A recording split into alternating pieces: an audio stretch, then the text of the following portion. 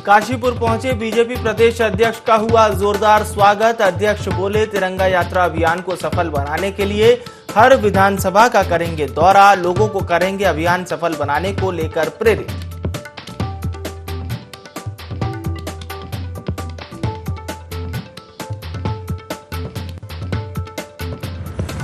मसूरी पहुंचे कृषि मंत्री गणेश जोशी ने बहनों से बंधवाई राखी, हजारों महिलाओं ने बांधी मंत्री को राखी।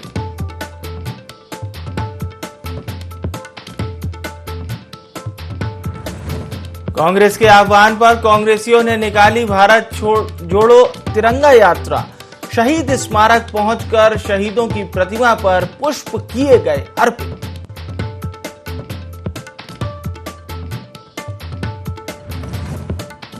बाजपुर में तेंदुए के शावक ने किया महिला पर हमला, महिला ने दराती से किया शावक पर वार, बचाई अपनी जान।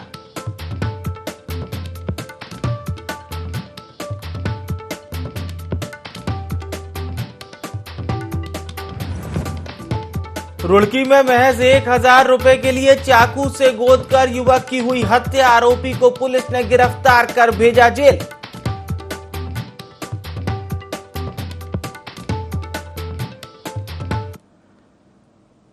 नमस्कार, बहुत स्वागत है आप सभी का देवभूमि लाइव में। मैं हूं विवेक पांडे, आपके साथ खबरें उत्तराखंड की। देहरादून में धूमधाम से टपकेश्वर महादेव की भव्य शोभा यात्रा निकाली गई।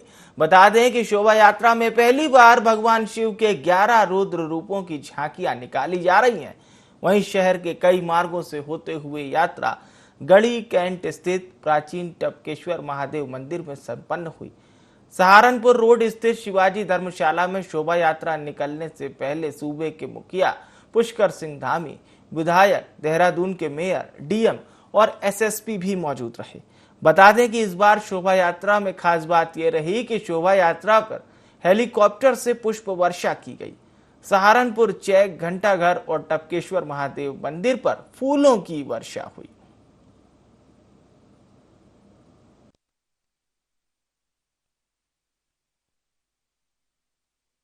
साक्षात महादेव है यहाँ पर, और पवित्र श्रावण मास भी है। श्रावण मास में यहाँ पर विशाल भक्तगणों का जो संगम है यहाँ पर हो रहा है। ये हमारे लिए बहुत ही, मैं कहूँ कि शुभ है यहाँ पर। और जहाँ अभी हमारे यहाँ पर विशाल कांवड़ यात्रा, जिसमें करोड़ों लोगों ने भाग लिया है, और अब ये टपकेश्वर महादेव की यात्रा हो रही है, इसमें भी हजारों लोग प्रतिभाग करेंगे। सभी को भगवान की कृपा हो, सभी की भगवान मनोकामना पूर्ण करें। और टपकेश्वर महादेव हमारे साक्षात यहाँ पर महादेव के रूप में विराजमान है। हम सब पर कृपा करें, पूरे प्रदेश पर कृपा करें। देखिए, हेलीकॉप्टर वर्षा वर्षा एक जो हमारी टपकेश्वर सेवा दल समिति टीम बनी हुई है, उनका उत्साह का था। 11वीं शोभा यात्रा में भी हमने पुनः 2012 में भगवान के ऊपर, भक्तों के ऊपर पुष्प वर्षा किया गया था। परंतु ये 21वें वर्ष में कोरोना काल से सब निवृत्त हो गए, खुशी का माहौल है। बाबा इसी तरीके से सबको निरंतरता दे, पुनः ये लौट करके ना आए। तो सेवकों के मन में विचार था, इसी को देखते हुए उस मार्गों में जहाँ बाबा का यात्रा निकलेगी उसके लिए पुष्प वर्षा का आयोजन किया गया है। और चलिए अब बात करते हैं लाल कुआं की। डीएफओ और एनएच के अधिकारियों ने हाथी कॉरिडोर क्षेत्र का निरीक्षण किया। बता दें कि तराई पूर्वी वन प्रभाग संदीप कुमार और केंद्रीय वन प्रभाग वैभव कुमार सिंह और राष्ट्रीय राजमार्ग के तुषार गुप्ता ने संयुक्त रूप से हाथी कॉरिडोर क्षेत्र का बारीकी से निरीक्षण किया। इस दौरान वनाधिकारी वैभव कुमार ने कहा कि हाथियों के आने जाने के रास्तों का बारीकी से मुआयना किया जा रहा है, जिसकी रिपोर्ट बनाकर शासन को भेजी जाएगी।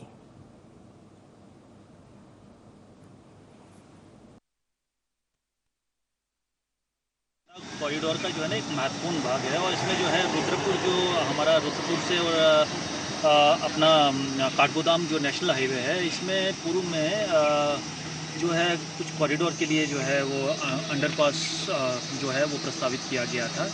तो चूंकि वो जो है कहीं ना कहीं जो है धरातल पे ये मटेरियलाइज नहीं हो पाया, तो उसके दृष्टिगत जो है अभी चीफ वाइल्ड वार्डन साहब की भी जो है अभी विजिट हुई थी, और उसमें ये चीज़ डिस्कस हुई थी कि इसमें क्या किया जाए। तो हमें ये निर्देश प्राप्त हुए थे कि आप जो है एक बार जाके और इसको जो है फिजिकल इंस्पेक्ट करने के बाद एनएच के संबंधित अधिकारियों से बात करने के बाद जो है ये कहाँ तक था, इसमें क्या निर्देश से पूर्व में भारत सरकार की क्या शर्तें थी, उनको जो है एक बार दोबारा से जो है देख के उसके बाद क्या प्रस्ताव भेजा जा आवश्यकता है और उस एरिया में जो है किस तरह का जो है जो अंडरपास है या ओवरब्रिज है वो प्रस्तावित किया जा सकता है। इस संबंध में जो है चर्चा हो रही है। और हाथी कॉरिडोर्स का प्रावधान पहले किया गया था और कई सारे टेक्निकल और लीगल कारणों से इसमें अभी तक कार्रवाई नहीं हो पाई।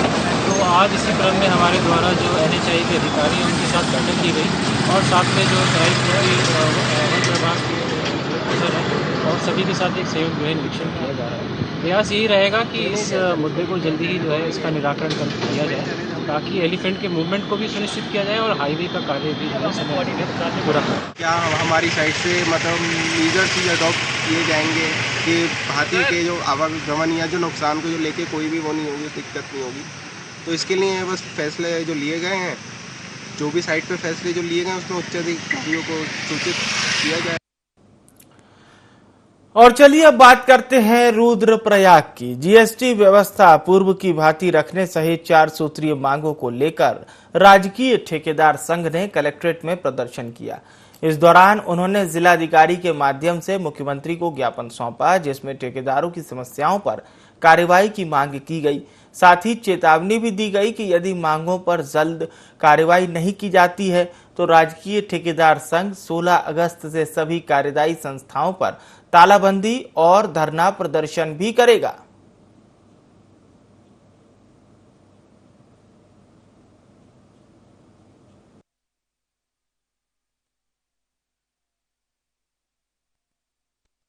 सरकार ने एक शासनादेश निकाला जिसमें रॉयल्टी पहले हमसे 194 रुपये प्रति घन मीटर काटी जाती थी। आज उन्होंने एक शासनादेश लागू कर दिया है कि आपको इसका 5 गुना जमा करना पड़ेगा। उसके साथ ही जीएसटी को 12% की दर से इन्होंने DPR बना रखी है पुराने बोर्डों पे और उस पर भी ये 18% ले रहे हैं जिसमें 6% हमारा वहीं जमा होगा। तो हम अपने जेब से जमा करना पड़ेगा। हमारा सरकार से निवेदन है कि इस प्रकार से जो आप छोटी ठेकेदारी को तो बंद करवा रहे हैं और बड़े जो मगरमच्छ हैं, जो बड़े बड़े ठेकेदार हैं, चंडीगढ़ से आएंगे, दिल्ली से आएंगे, वो लोग काम करेंगे। हम तो सब D क्लास के लोग हैं और D क्लास की ठेकेदारी करते हैं। ये तो हमारे लिए बहुत अन्याय है। 8 जुलाई से एक अध्यादेश जारी किया है, एक शासनादेश जारी किया है जिसमें एक तो जीएसटी पहले 12% थी उसको बढ़ा करके 18% कर दिया गया और सबसे ज़्यादा जो खतरनाक अध्यादेश इन्होंने जारी किया है वो है रॉयल्टी के संबंध में, वो खनन के संबंध में है। वो उसके लिए जो ये छोटे वर्ग के मझोले वर्ग के ठेकेदार हैं उन्होंने इतनी फॉर्मेलिटीज उस पर लगा दी है कि उसको आदमी पूरा कर ही नहीं सकता है। तो सरकार ने एक ऐसा कुचक्र रचा है कि छोटा और मझोला ठेकेदार वो बिल्कुल जो है ख़त्म हो जाए। हमारी ये मांग है कि जो पूर्व की व्यवस्था थी, जिस प्रकार से हम विभाग में रॉयल्टी देते थे, जिस प्रकार से हम विभाग में जीएसटी देते थे, जिस प्रकार से हम पूर्व में पंजीकरण करते थे, जिस प्रकार से सारी कार्रवाइयाँ जो हैं लीगल होती थी, उनको बरकरार रखा जाए। सरकार ने हम पर थोपने का काम कर दिया है। जीएसटी की जो बढ़ी हुई दरें हैं उसके खिलाफ और हमारे जो छोटे और मझोले ठेकेदारों को काम न देने की जो साजिश की जा रही है, ई-टेंडरिंग के तहत बाहर के ठेकेदार को यहाँ स्थापित किया जा रहा है, उसके खिलाफ हमारा कार्यक्रम है। इस क्रम में आज हम रुद्रप्रयाग में पूरे जनपद के ठेकेदार सैकड़ों की संख्या में उपस्थित होकर के कलेक्ट्रेट का घेराव हमने कार्यक्रम किया और आज हमने रुद्रप्रयाग में श्रीमान जिलाधिकारी जी को ज्ञापन दिया और आज हमारे पूरे रुद्रप्रयाग जनपद के ठेकेदार संघ की तरफ से ये भी ऐलान किया गया है, ये भी शासन और प्रशासन को लिख के दिया गया है कि यदि 15 अगस्त तक हमारी न्यायोचित मांगें नहीं मानी गई तो हम 16 अगस्त से पूरे जनपद में पूरे निर्माण खंडों में कार्य बंद कर देंगे। गंग नहर के सालियर हाईवे के बाईपास पर एक युवक चलती कार की छत पर खड़ा होकर सेल्फी लेते नजर आया। युवक का यह कारनामा हादसे को दावत देता नजर आया। सोशल मीडिया पर युवक की इस हरकत का वीडियो तेजी से वायरल हो रहा है। एक तरफ जहां उत्तराखंड पुलिस हादसों को रोकने के लिए तमाम प्रयास करती है, अब देखने वाली बात यह होगी कि इस मामले में प्रशासन आखिर क्या कार्रवाई करता है।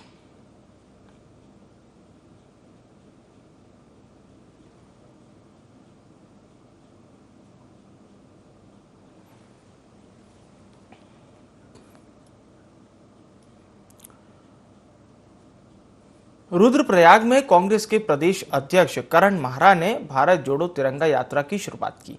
इस दौरान उन्होंने भाजपा के हर घर तिरंगा अभियान पर तंज भी कसा। उन्होंने कहा कि कम से कम आजादी के बाद 75 साल बाद बीजेपी को इस बात को समझने में लग गए कि भारत के तिरंगे के नीचे और गांधी के पीछे ही वो सुरक्षित है।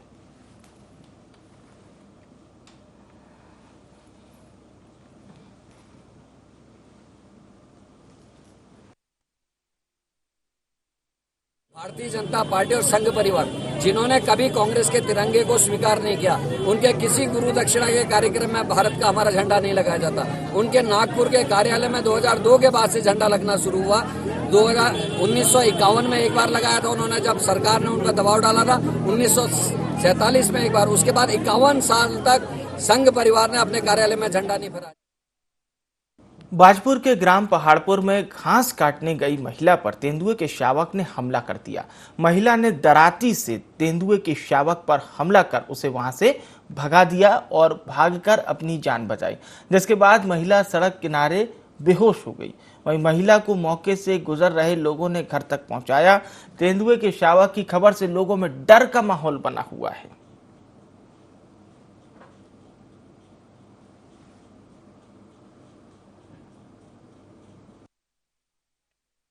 मेरे पीछे से एकदम से उसने पीछे से वार करा मेरे आने के बाद।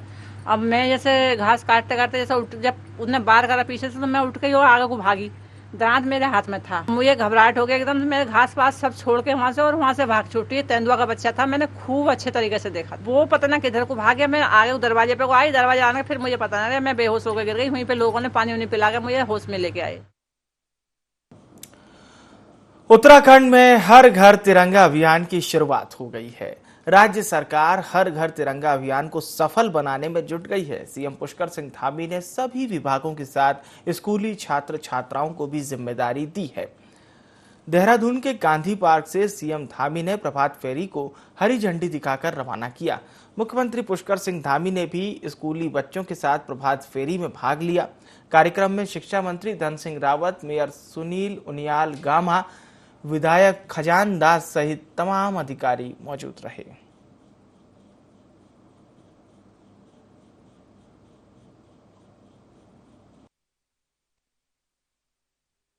प्रधानमंत्री मोदी जी के आह्वान पर पूरे देश के अंदर जहां आज़ादी का अमृत महोत्सव मनाया जा रहा है, देश के वीर बलिदानियों को और देश की आज़ादी के बाद से जो देश के लिए जिनका योगदान रहा है, जिस क्षेत्र में देश आगे बढ़ा है, हर प्रकार की उपलब्धि इस आज़ादी के अमृत महोत्सव में हम लोग सामने रख रहे हैं। वहीं हम देश के लिए जिन्होंने अपने प्राणों का बलिदान दिया, अपनी जिंदगानी लगाई, अपनी जवानी लगाई, अपना सर्वस्व बलिदान किया, उन सबको भी याद कर रहे हैं। और तीसरी बात यह है कि अब हम आज़ादी के अमृत काल में प्रवेश कर रहे हैं और इस आज़ादी के अमृत काल के लिए हम सब संकल्पबद्ध होकर कि एक नया भारत गढ़ेंगे, एक श्रेष्ठ भारत, एक भारत जो कल्पना है उस कल्पना को साकार करेंगे, जिसमें हजारों हजार बच्चों ने, हमारे लोगों ने, यहाँ के जनमानस ने भाग लिया है। हर घर तिरंगा कार्यक्रम हमारे यहाँ पर 20 लाख परिवारों तक सीधे सीधे हमारा झंडा फहरेगा।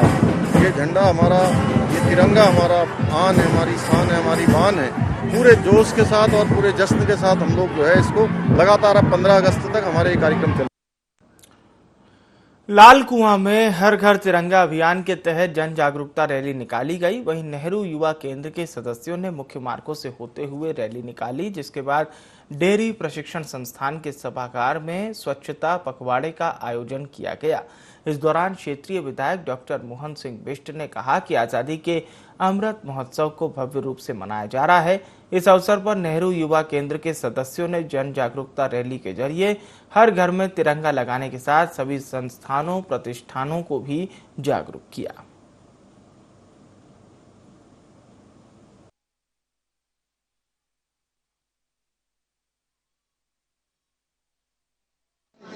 शायद उनको अच्छी तरह नहीं जानते हैं, पहचानते हैं, उनके बारे में भी जानकारी एकत्र करके ना उनका एक डॉक्यूमेंटेशन किया जाए। उसका काम भी नेहरू युवा केंद्र बड़े स्तर पर कर रहा है।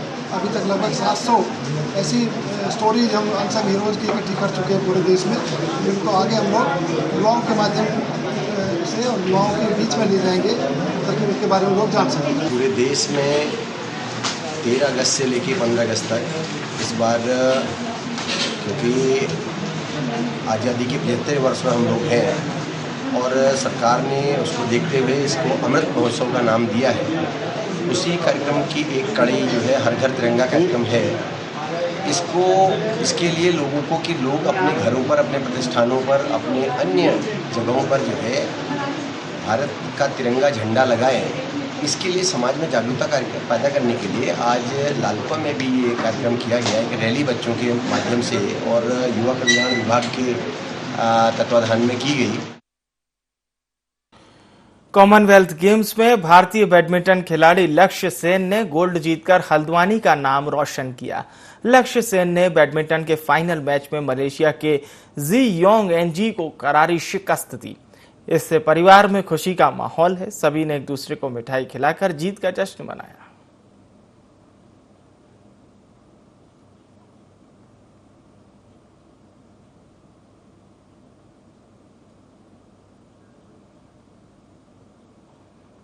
उत्तराखंड में स्वास्थ्य विभाग डेंगू को लेकर लगातार गाइडलाइन जारी कर रहा है, लेकिन उसके बावजूद भी मंगलौर में स्वास्थ्य विभाग भी अलर्ट नजर आ रहा है।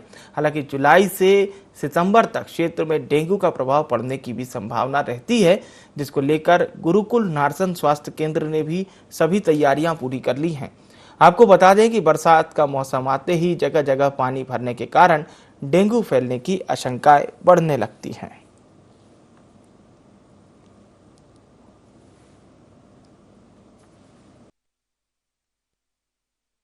फीवर है जो क्या नाम है बरसात के सीज़न में फैलता है और मच्छरों के द्वारा क्या नाम है इसका प्रसार किया जाता है। बेसिकली मतलब डेंगू का जो वायरस हैं वे मनुष्य के शरीर में रहते हैं। जो एडीज नाम एक मच्छर हो जो दिन में निकलता है, वो दिन में निकलने के बाद उनके जो है मतलब मच्छरों के द्वारा काटे जाने पर एक मनुष्य के शरीर से दूसरे मनुष्य के शरीर में जाता है। तो इसमें यह है कि इसके जो सिम्टम हैं वो बुखार और काफ़ी जो है इसमें शरीर में दर्द होता है, जोड़ों में दर्द होता है। बचाव के लिए तो यह है कि घर में पानी ना इकट्ठा होने दें, मच्छरों को इकट्ठा ना होने दें, शरीर ढक के रखें, पूरी आस्तीन के, पूरी बाह के, पूरे पैरों में ढक के रखें मैं सारा शरीर। मैं जिला मलेरिया अधिकारी भी इस विषय में काफ़ी प्रयास करे हैं, सीएमओ साहब की तरफ से भी काफ़ी प्रयास। बीजेपी के नव नियुक्त प्रदेश अध्यक्ष महेंद्र भट्ट हरिद्वार पहुंचे, जहां बीजेपी नेताओं और कार्यकर्ताओं ने उनका जोरदार स्वागत किया। रोड शो के दौरान नए प्रदेश अध्यक्ष का विधानसभा वार स्वागत किया गया। पूर्व प्रदेश अध्यक्ष मदन कौशिक, पूर्व मंत्री स्वामी यतीश्वरानंद समेत जिले के कई भाजपा विधायकों के साथ ही उत्साही भाजपाइयों ने बीजेपी प्रदेश अध्यक्ष को फूल मालाएं पहनाई।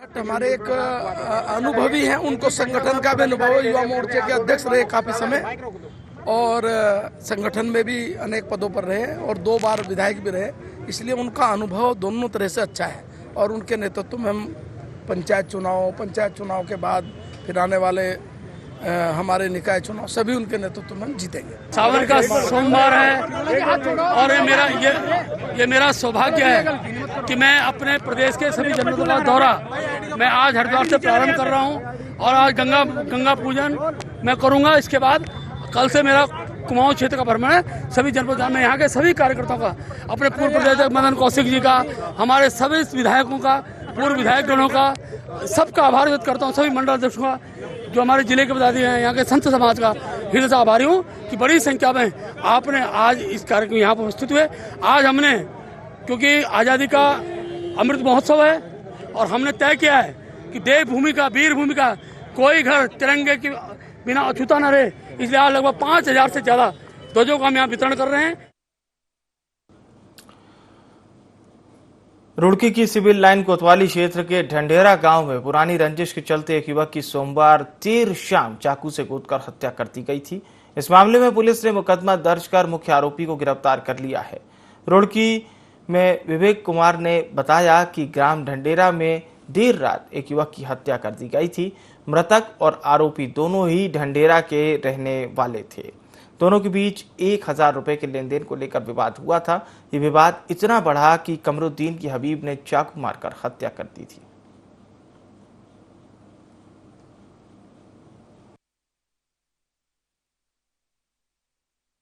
ढडेरा पड़ता है, उसमें दोनों मृतक और आरोपी दोनों ही ढडेरा के रहने वाले थे और दोनों के बीच में जो 1000 रुपये के लेन देन का मामला प्रकाश में आया है, जिसको लेकर दोनों में विवाद हुआ और विवाद में जो है मृतक कमरुद्दीन को चाकू मारकर जो है हबीब ने जो है हत्या कर दी थी।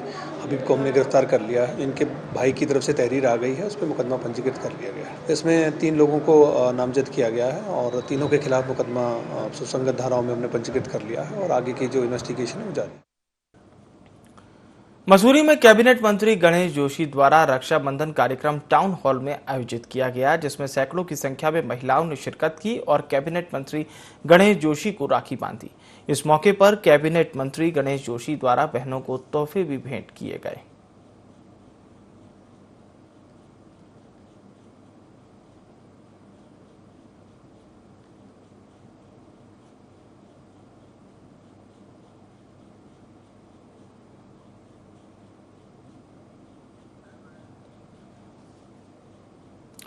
कालाडूंगी विधानसभा में आजादी के 75वें वर्ष पर अमृत महोत्सव के तहत हर घर तिरंगा अभियान कार्यक्रमों का आयोजन किया जा रहा है। इस दौरान पूर्व प्रदेश प्रशिक्षण प्रमुख मनोज पाठक ने चुनाखान गांव में ग्रामीणों से मुलाकात की। इस दौरान ग्रामीण क्षेत्र की महिलाओं ने मनोज पाठक को आगामी त्योहार पर राखियां भेंट की। वहीं ग्रामीणों ने 15 अगस्त तक हर घर तिरंगा अभियान के तहत घरों में तिरंगा फहराने का भी संकल्प लिया।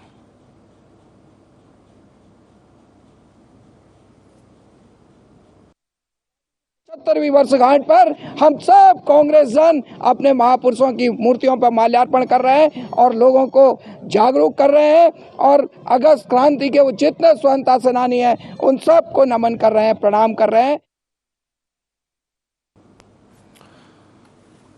और चलिए खबरों में आगे बढ़ते हैं और बात करते हैं देहरादून की। वीरांगना तीलू रौतेली की जयंती के मौके पर प्रदेश में तीलू रौतेली दिवस मनाया गया। देहरादून में आयोजित एक कार्यक्रम में महामहिम राज्यपाल समेत कैबिनेट मंत्री रेखा आर्या मौजूद रहीं। अलग अलग क्षेत्रों में प्रदेश का नाम रोशन करने और जनसेवा करने वाली 12 से ज्यादा महिलाओं को इस पुरस्कार से सम्मानित किया गया।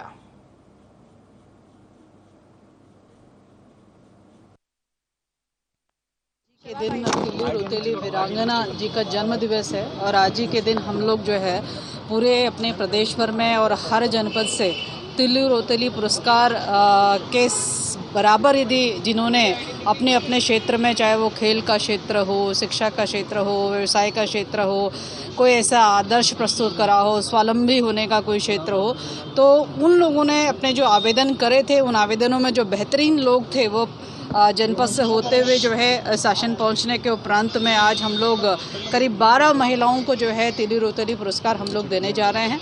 ठीक इसी प्रकार से आज ही के उनके जन्म दिवस पर हम लोग आंगनबाड़ी कार्यकर्तियों को भी पुरस्कृत करने जा रहे हैं, जो कि पूरे प्रदेश भर में हमारी 35 ऐसी आंगनबाड़ी बहनें होंगी जो सम्मानित होंगी।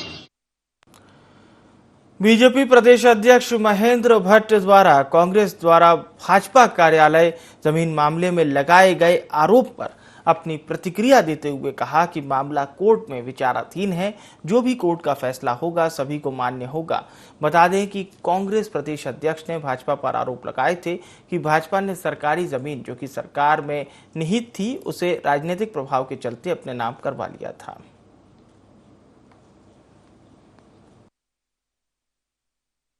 कोर्ट का है उसको हम अध्ययन करेंगे और संबंध में हमारे साथ ही नहीं जितने भी उस क्षेत्र में आवास बनेंगे सब प्रकार का विषय है। कोर्ट का जैसे डिसीजन सब प्रकार से आ जाएगा उसको देखेंगे। कोर्ट का न्याय जो भी निर्णय सब मानते हैं हम भी मानेंगे। इसलिए कांग्रेस को विवाद खड़ा करने का नेचर में, इसलिए हमारे साथ ही नहीं उस पूरे इलाके में जितने लोग आवास हैं अगर उन सबके साथ संकट है उसका समाधान निकालेंगे कोर्ट में। और लोग भी बहुत लोग गए हैं और निश्चित जो कोर्ट का डिसीजन जो है वो हम सबको मान्य होगा। भाजपा के प्रदेश अध्यक्ष महेंद्र भट्ट का 3 दिवसीय दौरा रहेगा। महेंद्र भट्ट हरिद्वार जाएंगे जहां वे गंगा आरती में शामिल होंगे। इसके साथ ही साथ वे कार्यकर्ताओं से मुलाकात कर ऊधम सिंह जनपद के प्रवास पर भी रहेंगे। इस दौरान कार्यकर्ताओं से मुलाकात कर बैठक में शामिल होने के लिए महेंद्र भट्ट दिल्ली भी जाएंगे।